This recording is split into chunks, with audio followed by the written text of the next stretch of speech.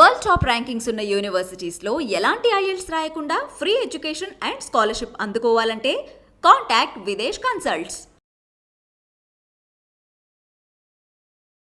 నమస్తే, welcome to iDream. చాలా మందిలో ఛాతీలో మంట, పుల్లటి త్రేంపులు, ఇలా కాకుండా ఇంకా గ్యాస్ట్రిక్ ప్రాబ్లమ్స్ ఇలా ఎక్కువగా వస్తూ ఉంటాయి. అయితే దీనికి సొల్యూషన్ ఏంటి? ఎన్నో మెడిసిన్స్ వాడుతూ ఉంటారు. మార్నింగ్ లేవగానే పొరకడుపున వాడే మెడిసిన్స్తో కూడా మీకు ఎటువంటి ఫలితం లేకపోవచ్చు.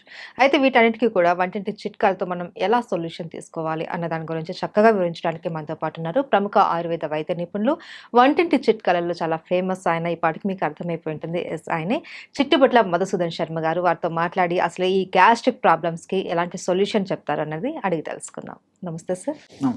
సార్, గ్యాస్ట్రిక్ ప్రాబ్లం అన్నది ఇప్పుడు చిన్నపిల్లలు కూడా మాకు ఛాతీలో మంట వచ్చేస్తుంది, పుల్లగా తేన్పులు వస్తున్నాయి, ఏం తినలేకపోతున్నాము అనేసి చెప్తూ ఉంటారు. అయితే గ్యాస్ట్రిక్ ప్రాబ్లం రావడానికి మెయిన్ రీజన్స్ ఏంటి సార్? గ్యాస్ట్రిక్ ప్రాబ్లమ్స్ రావడానికమ్మా టయానికి ఫుడ్ తీసుకోకపోవడము, కాఫీ టీలు ఎక్కువ తాగడము, junk foods, fast foods, bakery foods ఎక్కువ తీసుకోవడము, రాత్రి ఎక్కువసేపు నిద్ర మేలుకోవడము, మోషన్ను బలవంతంగా ఆపుకోవడము, తర్వాత మల విసర్జన సరిగ్గా చేయకపోవడము, అంటే కాన్స్టిపేషన్ ప్రాబ్లమ్ అమ్మా. సో ఇలాంటివి అనేక రకాలైన కారణాల వల్ల ఈ గ్యాస్ట్రిక్ ట్రబుల్ వస్తూ ఉంటుందమ్మా. ఈ గ్యాస్ట్రిక్ ట్రబుల్ సమస్య ఉన్నటువంటి వాళ్ళలో అందరిలో అన్ని లక్షణాలు ఒకే రకంగా ఉండవమ్మా. కొందరిలో ఒక్కొక్క రకమైన లక్షణాలు ఉంటాయి. కొంతమందికి తేపుల రూపంలో ఈ యొక్క సమస్య ఇబ్బంది పెడుతూ ఉంటుంది, కొంతమందికి కడుపు ఉబ్బరంగా ఉంటుంది, కొంతమందికి వాంతి వచ్చినట్లు ఉంటుంది, కొంతమందికి తల బరువుగా ఉంటుంది, కొంతమందికి మోషన్ ప్రాబ్లం ఉంటుంది, కొంతమంది కడుపులో మంట ఉంటుంది, కొంతమంది కడుపులో ఏదో రాయి పెట్టినట్లు అనిపిస్తూ ఉంటుంది. ఇలా వివిధ రకాలైన లక్షణాలు కలుగుతుంటాయమ్మా. మరికొంతమందికి అయితే ఈ ప్రభావం చేత అంతుబట్టని సమస్యలమ్మా, అంటే కీళ్ళ నొప్పులు, మోకాళ్ళ నొప్పులు, తర్వాత నడుము నొప్పి, భుజం నొప్పి, తలనొప్పి, ఇలాంటి వివిధ రకాలైన నొప్పులు కూడా కలుగుతుంటాయమ్మా. అలాంటి వాళ్ళలో ఏ పరీక్ష చేసినా ఏముండదమ్మా, పరీక్షలు చేయించుకుంటారు కానీ నార్మల్గా ఉంటాయి, సమస్య మాత్రం ఇబ్బంది పెడుతూ ఉంటుంది. గ్యాస్ట్రిక్ ట్రబుల్ సమస్య తగ్గిపోతే కానీ అవి తగ్గిపోవమ్మా. సో అట్లా కొంతమంది ఉంటారమ్మా. ఏది ఏమైనప్పటికీ మీరు అన్నట్లు ఈవెన్ ఒక్కొక్కసారి పరిగడుపున మింగే మాత్రలు కూడా మండి పడతాయమ్మా. కొన్నాళ్ళ పాటు వాడేసరికి అవి కూడా మాకు సాధ్యం కాదని చెప్పేసి మండి పడితే ఆ టాబ్లెట్స్ మార్చుకోవడము, వాటి యొక్క డోస్ పెంచుకోవడము చేసుకునేటువంటి పరిస్థితి ఏర్పడుతుందమ్మా. దీర్ఘకాలికంగా అలాంటి కృత్రిమ ఆధునిక రసాయన ఔషధాలు వాడడం ఏమాత్రం క్షేమదాయకం కాదమ్మా. కాబట్టి సేఫ్టీగా ఉన్నటువంటి క్షేమదాయకమైనటువంటి సైడ్ ఎఫెక్ట్స్ అనేటువంటి మందులు వాడుకోవడం మంచిదమ్మా, ఆహార ఔషధాలు. అందుకంటే సార్, మన కడుపు చల్లగా ఆరోగ్యంగా ఉంటేనే మనం ఆరోగ్యంగా ఉంటాము అనేసి చెప్తూ ఉంటారు. ఎగ్జాక్ట్లీ. అయితే సార్, ఏంటి సార్ ఈ గ్యాస్ట్రిక్ ప్రాబ్లం లక్షణాలు చెప్పారు, అలాగే ఇది ఎవరికి ఎక్కువగా వచ్చే అవకాశాలు ఉంటాయంటారు? సర్వసాధారణంగా అమ్మా చిన్న పిల్లల్లో తక్కువగా వస్తూ ఉంటుందమ్మా ఈ సమస్య. యుక్త వయసు ఉన్నటువంటి వాళ్ళలో, అదేవిధంగా వయసు వచ్చినటువంటి వాళ్ళలో ఎక్కువ కలుగుతుంటాయమ్మా. యుక్త వయసు వచ్చిన వాళ్ళలో వీళ్ళకేమంటే ఆ వయసు ప్రభావం చేత ఆహారం సరిగ్గా టయానికి తినకపోవడము, ఈ ఫాస్ట్ ఫుడ్స్, జంక్ ఫుడ్స్, తర్వాత కొద్ది శాతం మందిలో ఈ ఆల్కహాల్, స్మోకింగ్ ఇలాంటివన్నీ కారణాలమ్మా. రాత్రి ఎక్కువసేపు నిద్ర మేల్కొంటుంటారు. ఇలాంటి కారణాల వల్ల చాలా వరకు యుక్త వయసు వాళ్ళలో కలుగుతుంటాయమ్మా. అదేవిధంగా చిన్నపిల్లల విషయానికి వస్తే వీళ్ళకు చాలా మందికి ఆ చిన్నపిల్లలకు ఆకలి తెలియదమ్మా. కాబట్టి ఆకలి తెలియక సరైనటువంటి ఆహారం సరిగ్గా తీసుకోలేకపోవడం చేత తెలిసి తెలియక వాళ్లకు ఈ యొక్క సమస్య వస్తుంటుంది. రెండోది ఏంటంటే చిన్నపిల్లలు ఈ జంక్ ఫుడ్స్ అవి ఎక్కువ తీసుకుంటుంటారమ్మా. దీనివల్ల కూడా ఈ గ్యాస్ట్రిక్ ట్రబుల్ సమస్యలు వస్తుంటాయి.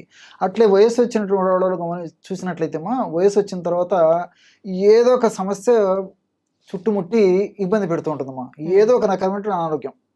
ఉదాహరణకి మనం 10 మందిని మనం గమనించినట్లయితే 50 సంవత్సరాలు దాటినటువంటి వాళ్ళలో, అలాగే చెప్పుకుంటూ పోతే ఈ రోజు 40 సంవత్సరాలు దాటినటువంటి వాళ్ళలో ఏదో ఒక సమస్య, అనారోగ్య సమస్య, ఏదో ఒకటి మాత్ర వేసుకుంటుండాల్సిందే, ఆ రోజును గడుపుతుండాల్సిందే. సో ఈ విధంగా వయస్సు పెరిగే కొద్దీ, వయస్సు వచ్చే కొద్దీ వ్యాధుల తాకిడి ఎక్కువైపోతుందమ్మా. వ్యాధుల తాకిడి ఎక్కువైపోద్ది, మందుల వాడకం ఎక్కువైపోతుంది. మందుల వాడకం ఎక్కువైపోద్ది, ప్లస్ ఉన్న మైనస్లు జాస్తి అయిపోతాయి. ఆ మైనస్లలో ఇది ఒకటమ్మా గ్యాస్ట్రిక్ ట్రబుల్. సో వాళ్ళు చాలా సఫర్ అయిపోతుంటారు అనమాట. ఆహారం కంటే మందులు జాస్తి అయిపోయేటువంటి పరిస్థితి, సంచి నిండా మందులతోనే కడుపు నింపుకోవాల్సిన పరిస్థితి ఏర్పడుతుంది. దీనివల్ల ఈ యొక్క జీర్ణ వ్యవస్థ అంతా అతలాకుతలమైపోయి వివిధ రకాలైనటువంటి గ్యాస్ట్రిక్ ట్రబుల్ సమస్యలు వస్తుంటాయి. కాబట్టి అందరికీ వస్తాయి, కానీ ఒక్కొక్కరికి ఒక రకమైన కారణాల వల్ల లక్షణాలు కూడా ఒక్కొక్క విధంగా ఉంటుంటాయమ్మా. అయితే కారణాలు ఏవైనా సరే సార్, ఈ ప్రాబ్లం అన్నది చాలా సివియర్‌గా ఉంటుంది. చాలామంది ఇబ్బంది పడిపోతూ ఉంటారు.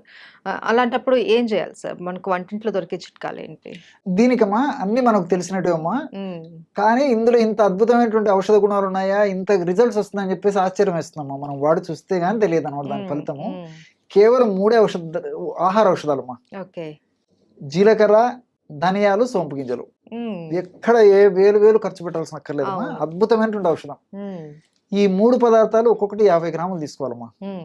అంటే జీలకర్ర ఒక 50 గ్రాములు వేయించేసేసి, హ్మ్. ధనియాలను వేయించి ఒక 50 గ్రాములు, సోంపు గింజలను వేయించేసి ఒక 50 గ్రాములు తీసుకోవాలమ్మా. అన్ని దోరగా వేయించుకోవాలి. అన్ని కలిపేసి మిక్సర్ అయినా వేసుకోవచ్చమ్మా. హ్మ్. ఓపిక ఉంటే సపరేట్ అని తయారు చేసుకోవచ్చు. ఓకే. లేకపోతే అన్ని కలిపేసి మిక్సీలో వేసేసుకోవచ్చు. హ్మ్. బాగా జల్లి పట్టేసేస్తే సరే ఒక 10 గ్రాములు అటు ఇటు అయినా ఇంచుమించు ఒక 140 గ్రామ్స్ 150 గ్రామ్స్ ఔషధం తయారైపోతుంది. హ్మ్. మొత్తం పౌడర్ బ్రహ్మాండమైనటువంటి పౌడర్ తయారైపోతుంది. హ్మ్. దాన్ని ఒక గాసీసారి నిల్వ ఉంచుకున్నామా, 1/2 టీ స్పూన్ ఉదయం ఆహారం తర్వాత అరచేతి మీద వేసుకొని కొద్దిగా చప్పరించేసేసి నీళ్ళు తాగేసేయాలమ్మా. కొద్దిగా 1/2 గ్లాస్ వాటర్. ఓకే.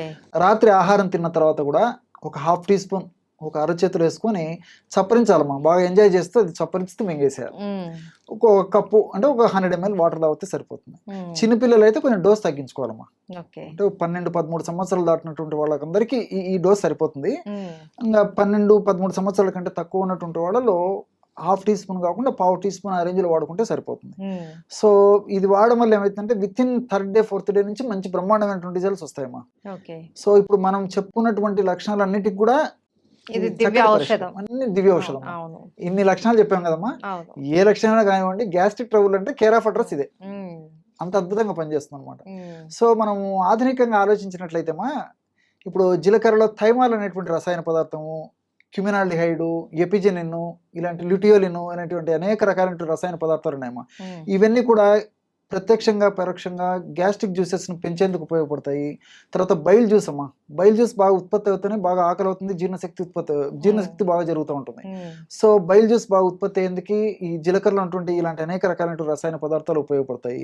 అట్లే ధనియాల్లో కొరియాండ్రాల్ అనేటువంటి రసాయన పదార్థము, ఇలాంటి రసాయన పదార్థాలు కూడా ఈ జీర్ణ వ్యవస్థలో వచ్చేటువంటి వివిధ రకాలైనటువంటి గ్యాస్ట్రిక్ ట్రబుల్ సమస్యలకు ఉపయోగపడతాయమ్మా. హ్మ్. అంటే సోంపు గింజలమ్మా. హ్మ్. సోంపు గింజలో ఎనథాలు, తర్వాత ఫైబరు, ఇలాంటి రసాయన పదార్థాలు ఉంటాయమ్మా. హ్మ్. ఎనథాల్ అనేటువంటి ఈ రసాయన పదార్థము మనం తీసుకున్నటువంటి ఆహార పదార్థాలు పులవకుండా చేస్తాయి, బాగా జీర్ణమయ్యేటట్టు చేస్తాయి. తర్వాత చక్కగా విసర్జన అంటే వేస్ట్ పదార్థం త్వరగా విసర్జింపబడేదానికి కూడా ఎనథాల్ అనేటువంటి పదార్థం ఉపయోగపడతాయమ్మా. హ్మ్. అదేవిధంగా ఫైబర్. హ్మ్. ఈ ఫైబర్ కూడా మోషన్ ఫ్రీ అయ్యేందుకు ఉపయోగపడుతుంది. అవును.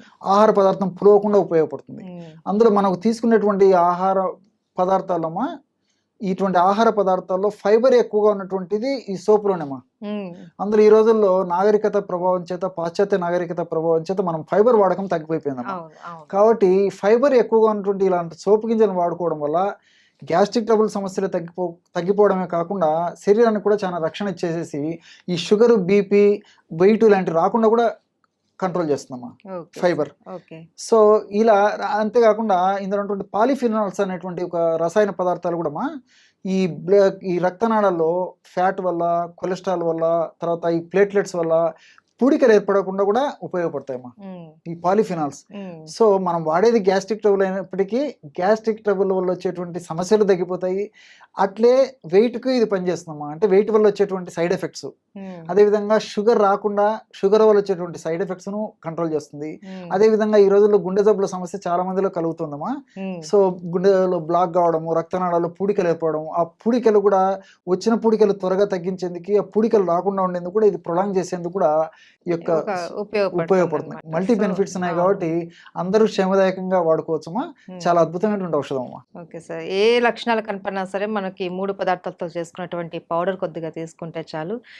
చాలా చక్కటి రిలీఫ్ అయితే మనకు దక్కుతుంది. డెఫినెట్ అమ్మా. Right. Thank you so much sir. నమస్తే.